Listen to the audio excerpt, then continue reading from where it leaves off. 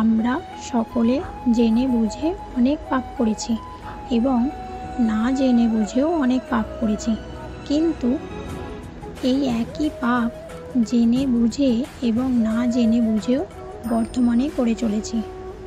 তাই এই পাপ করা থেকে আমরা নিজেকে কিভাবে আটকাবো, চলুন হরে কৃষ্ণ RS রাধাকৃষ্ণা ক্রিয়েশন চ্যানেলে আপনাদের সকলকে স্বাগত। বনের মধ্যে আপনি যদি কোনো বিষাক্ত সাপ দেখেন তাহলে কি করবেন? আপনি তার থেকে দূরে পালাতে চেষ্টা করবেন। আর এটা কেন করবেন? নিজের রক্ষার্থে। আপনি যেখানেই যান না কেন প্রত্যেক সময় প্রত্যেক মুহূর্তে এমন বিষাক্ত সাপ আপনি অবশ্যই খুঁজে পাবেন। সেই সাপ নয় যাদের বনে খুঁজে পাবেন, এরা হলো সেই সাপ যা আপনাকে পাপ করতে বাধ্য করবে।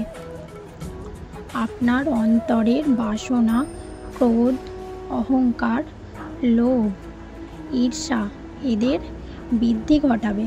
দেখুন, বনের এই সাপ আপনাকে একবার ছেড়ে দিলে ছোবল নাও মারতে পারে, কিন্তু এই যে পাপরূপী সাপ আছে তা অবশ্যই ছোবল মারবে।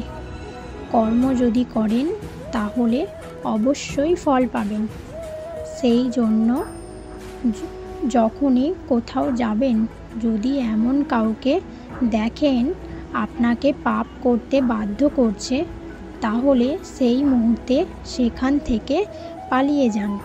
যেমন বনে সাপ দেখে আপনি পালাতে থাকেন। সৎ কর্মের রক্ষা অত্যন্ত আবশ্যক। রাধে রাধে।